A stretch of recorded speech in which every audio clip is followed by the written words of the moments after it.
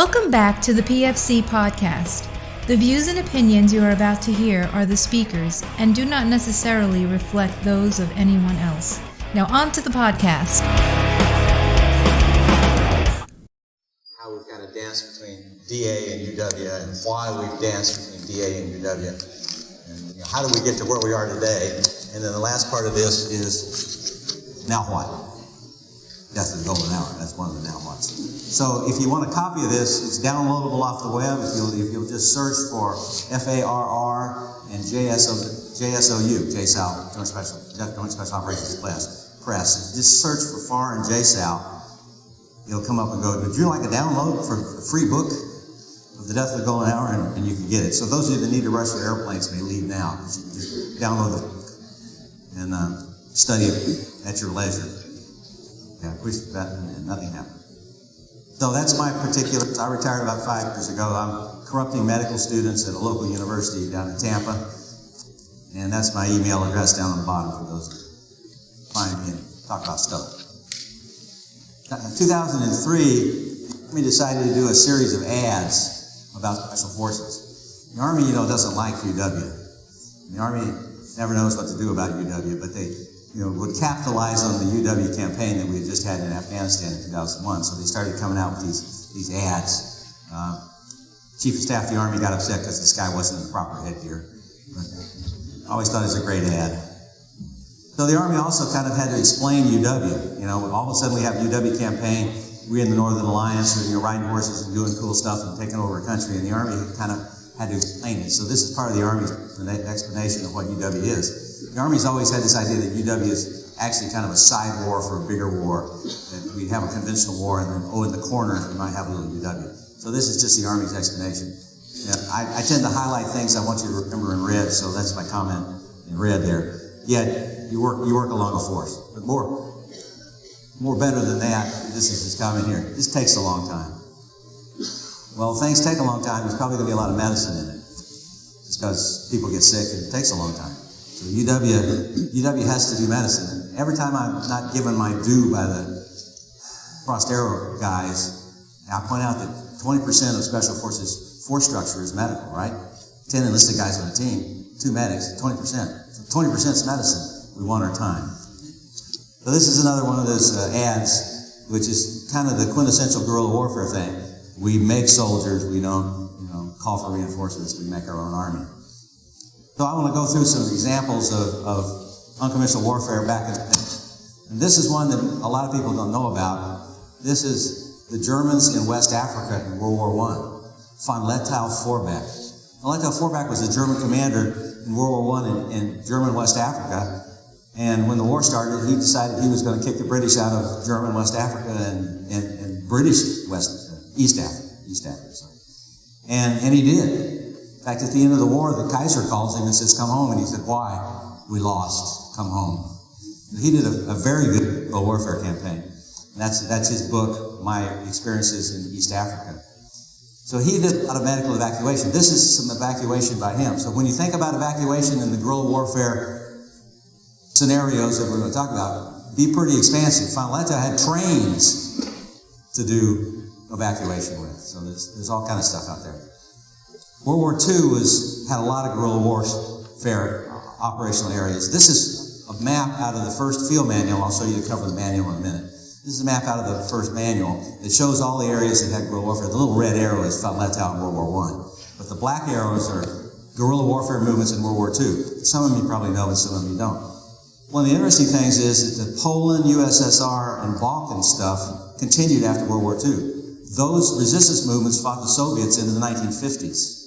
So there are certain areas in Eastern Europe, read the Balkan states, that have a long history of guerrilla warfare. It might be something that's going to come up lately. So this is a picture from the Yugoslavs of transporting casualties on horses. The Yugoslav senior surgeon wrote a book called Partisan Hospitals of Yugoslavia. This is the hospitals. This is the different hospitals that they had in Yugoslavia at the time. He wrote this book called Partisan Hospitals of Yugoslavia that kind of lays it all out. This is taking wounded to a hospital blindfolded. You blindfold your wounded so they don't know where they're going. You take them to your guerrilla hospital. So as the guerrilla hospital got bigger, this is a comment from Dragic here about you have to have medicine in a partisan unit because you're asking for volunteers to come fight and die. Volunteers are not going to come fight and die if you don't give them medical care. So it's just mandatory that you have a medical service of some kind in your guerrilla force. This is Dragic, and as Tito's forces got here, Dragic and Tito asked for help. This is one of their hospitals. They had a lot of hospitals hid up in snowcap. The Germans really run to the road down the middle of the country. The Germans didn't really pay much attention to the mountaintops, and so it was easy for the Yugoslav partisans to kind of build hidden hospitals way up in the mountains where the Germans wouldn't go. So that's just an example of a hospital. This is one of the wards in one of the hospitals. So this is a couple of comments from Dragic. Casualties, wounded are a difficult problem, and you have to disperse them and tend to them on the move. And he points out that a lot of times tactical plans get changed because you can't medically support them. You know, in our army, we try to medically support them. If we can't do it, you know, the line guy tells us do it. In Dragic's army, you know, the medics would literally win the day sometimes and go, we can't attack that way because we can't support it. So as things got bigger, they put in a surgical team. They parachuted in a New Zealand three-man New Zealand surgical team to augment the partisan communist forces of Tito. So doctrinally, this is correct. If you look at the American doctrine that's on the table today, putting in a surgical team to do surgery on the locals in guerrilla warfare is doctrinally correct. This is a comment from Lindsey Rogers, who was the surgeon, about moving eastward, and he was moving with a Yugoslav hospital moved every fourth night and carried all his wounded with him. The other team was a Canadian Army team. The guy who's sitting in the picture there is named Colin Defoe. He was the surgeon. Same thing, parachuted in and spent the rest of the war doing casualties. So I started kind of looking at guerrilla hospitals and forward surgery. When forward surgical teams came up, when all of a sudden, you know, the GWAT's here, we've got forward surgical teams, we've got all kind of SRSs and MFAS and FASTs and all that other stuff, you know. I started kind of thinking about what does this mean, and I started thinking back to World War II and these things and the guerrilla hospital, what's got me started writing a book. Of course, there's other stuff in World War II. I'm not going to tell you much more history. But one is an OSS team. OSS team was jumped into Indochina, and they hooked up with a Vietnamese team that was fighting the Japanese. And the 18 Delta, they didn't call them 18 Delta at the time, but the OSS medic on that team found that the Vietnamese team leader was dying of malaria, and he ended up fixing the Vietnamese team leader who was busy dying of malaria. And then after the war, Aaron Bank, who was the father of American Special Forces, ended up picking up this same guy, and Aaron Bank actually rode from Hanoi to Saigon with Ho Chi Minh, because an 18 Delta medic had saved Ho Chi Minh's life. Careful what you do. So the holy trinity of special forces is Aaron Bank, Russell Volkman, and Wendell Fairton. They're all worth reading about someday when you do things, but we're not going to talk too much about them today, except I have to talk about Ferdig for a minute, because Ferdig is a classic soft guy. You know, this is special forces guy par excellence. He's a reserve colonel mining engineer working for a mining Philippines when the war starts. He orders himself to active duty.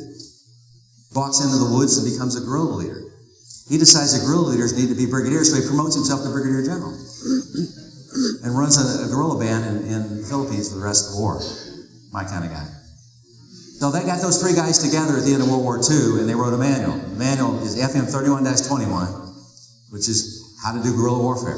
The best edition of this, which is findable on the internet, is the 1961 edition.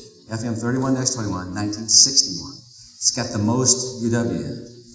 The amount of UW in the manual goes up to 61 and it goes down. And now they're trying to rewrite it now because they don't have any hardly in the doctrine anymore. But I pull that out regularly when I was on active duty because the things that I needed were in the 61 manual. So I recommend that as a download off the web. They also made them write this, which is Operations Against Guerrilla Forces.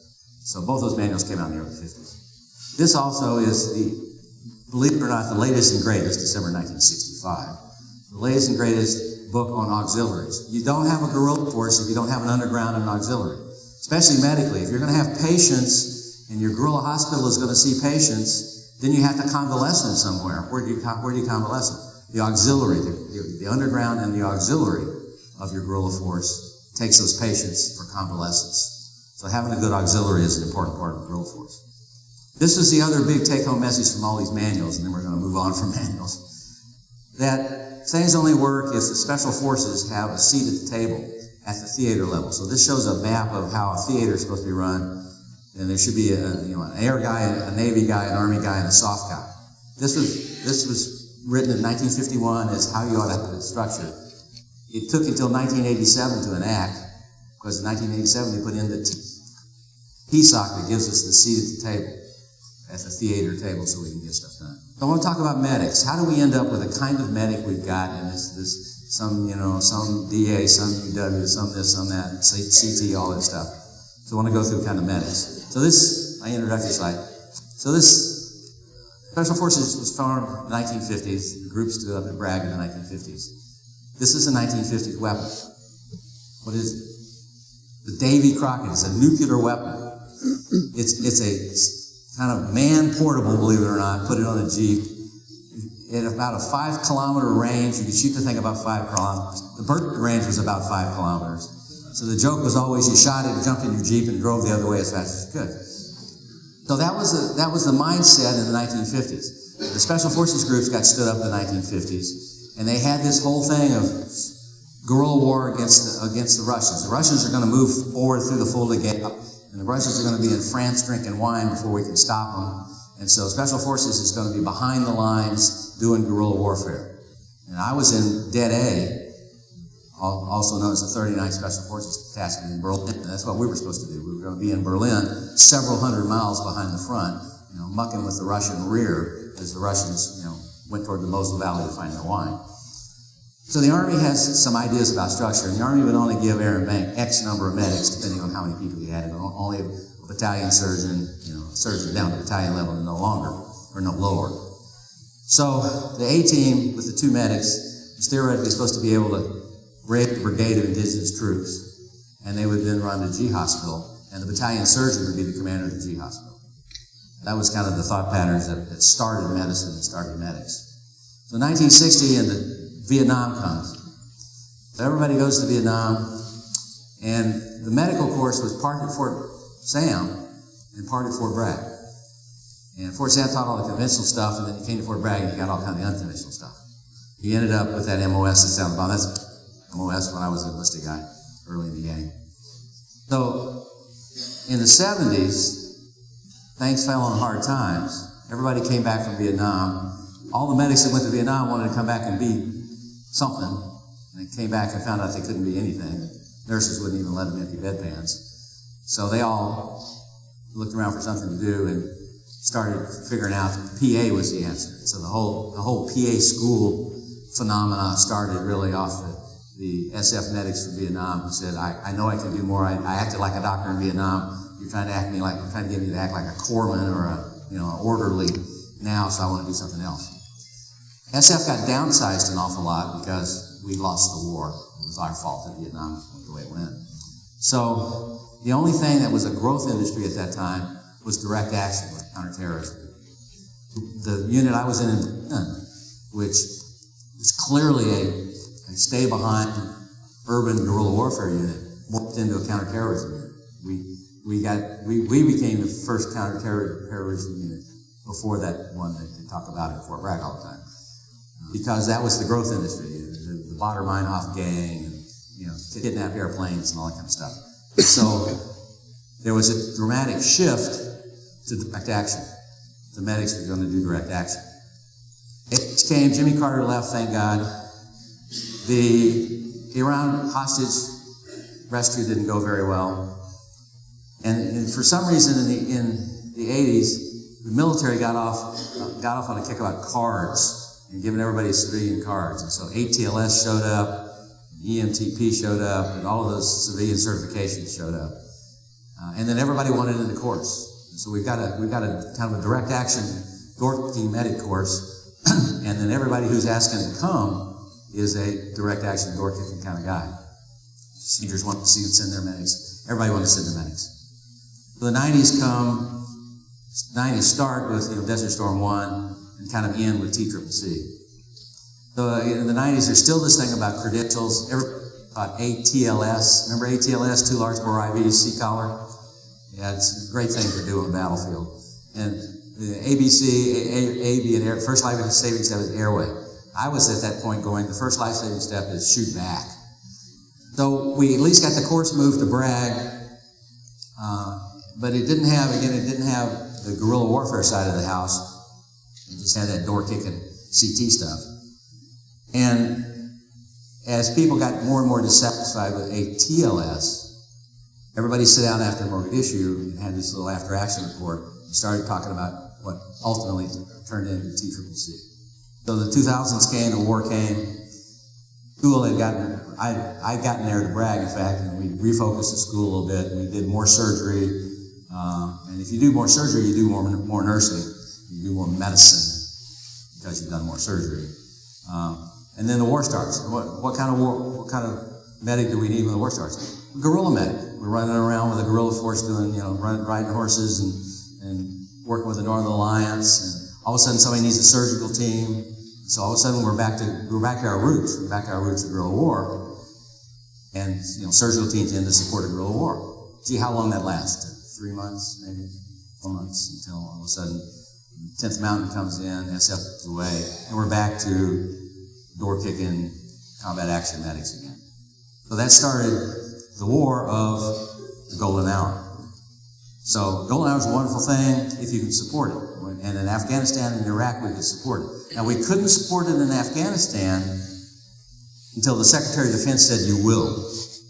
We were supporting it in Iraq. Iraq had 60-minute circles, but Afghanistan had 90-minute circles. Secretary of Defense one day got a briefing on that and went, no, that's not going to happen. That needs to be 62. I can recognize the political nightmare when I see one. That needs to be 62. So all of a sudden we had 60-minute circles in Afghanistan. But either way, we're spoiled. Nothing wrong with being spoiled. Nothing wrong with providing wonderful care within 60 minutes to people. It's a great goal. But then I started getting guys that were calling me from Rwanda, going, Doc, we're doing this mission in Rwanda. How do I have my golden hour? I got to have it. They tell me I got to have it. No, you don't have to have it. Can't do it. So that's what got me thinking about the death of the golden hour. So as it says there, the SecDef mandated.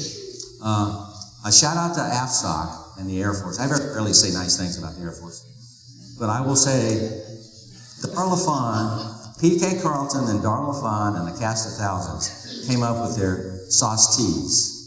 And there was no reason for the Air Force to do that. The Air Force wasn't taking huge casualties on the battlefield.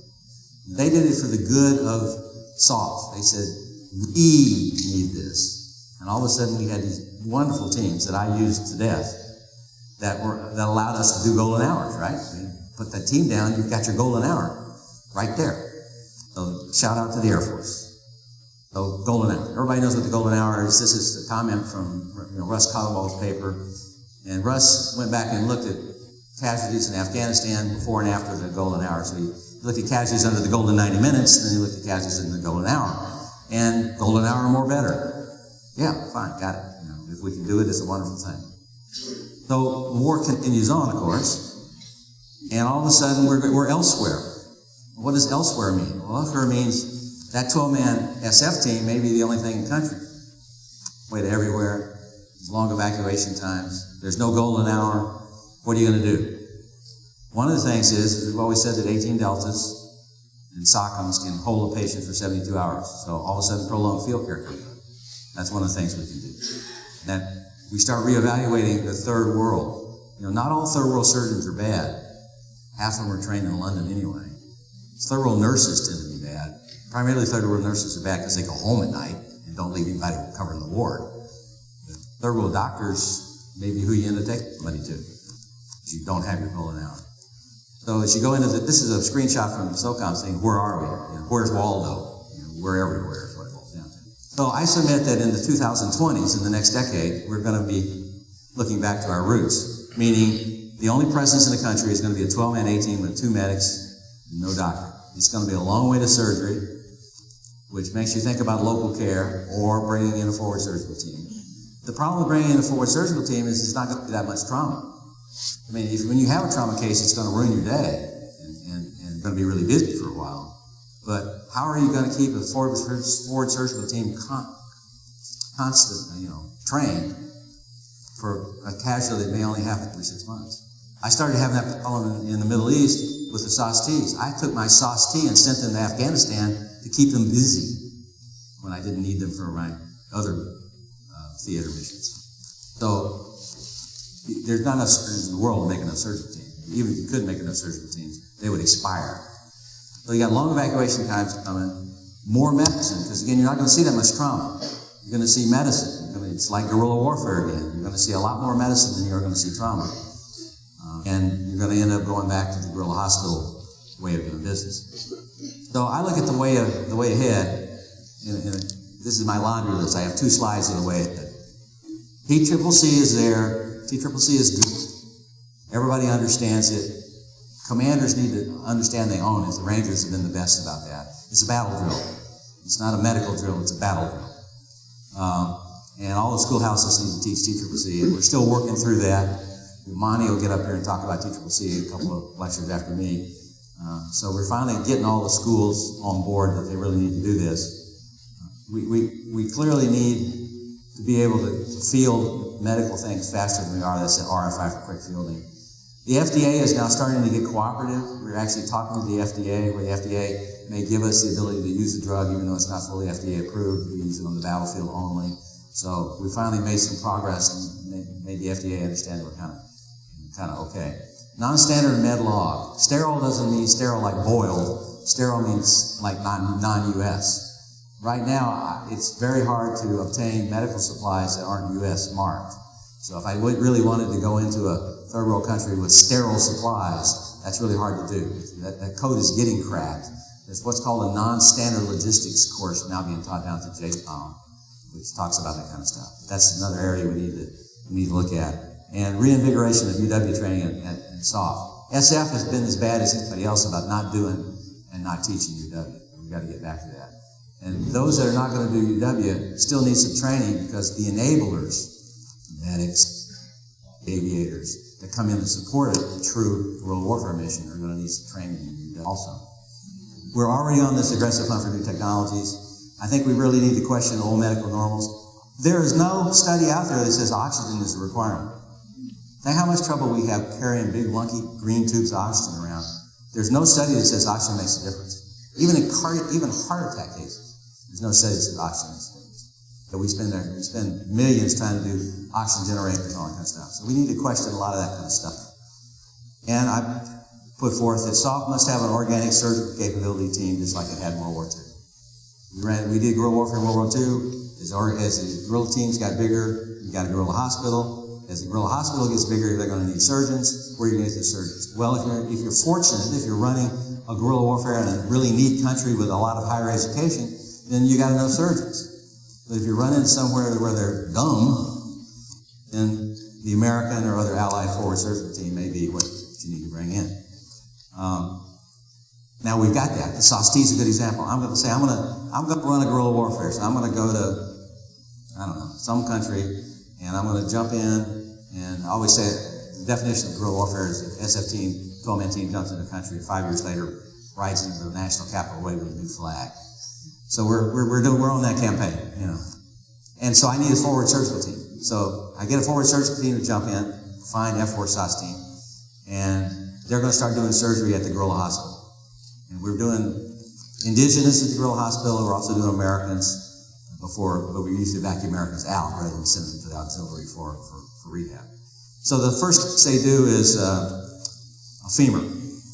And so they do external fixation, and they put a big, bright, shiny green plastic cast on it. And then give this guy 2 bright, shiny aluminum crutches, and they tell him to go over to that, the big tree in the corner way over there, and the auxiliary will pick him up and take him to some village where he's going to recuperate his convalesce with the underground. How far do you think he's going to get dressed like that before the secret police comes up and goes, "What? We never saw a cast that was green. We never saw crutches that were shiny aluminum." So we really reconsider what kind of medicine we're taking to the battlefield. Maybe we don't really want to take all that first world medicine. Maybe we can take third world medicine with us when we go to the third world surgical team, not a first world surgical team. So what are you going to do? Well, you're out in this country, you only get trauma once in a while. You're busy doing medicine every day.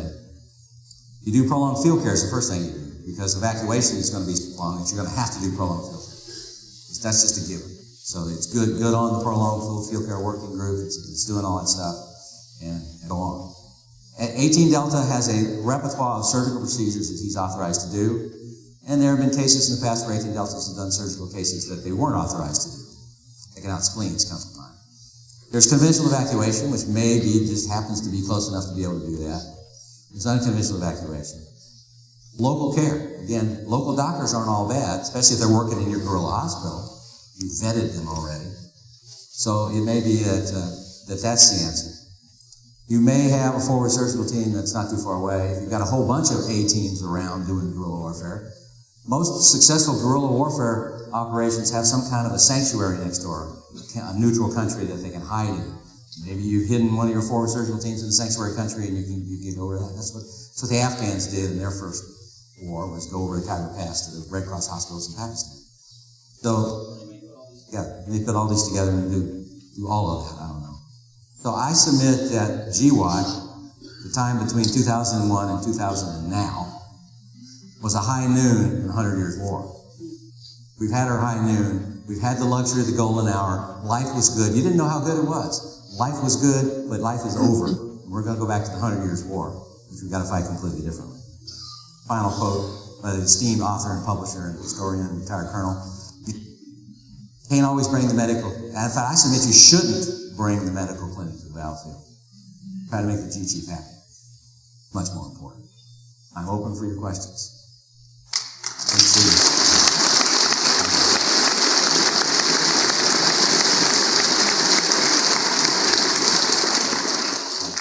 That's it for today's podcast. Be sure to go to our website, www.prolongedfieldcare.org. Find us on Facebook, YouTube, Instagram. Subscribe and stay on the bleeding edge of combat medicine. This is Dennis for the PFC Podcast. Out. Boy, it's waiting there for you.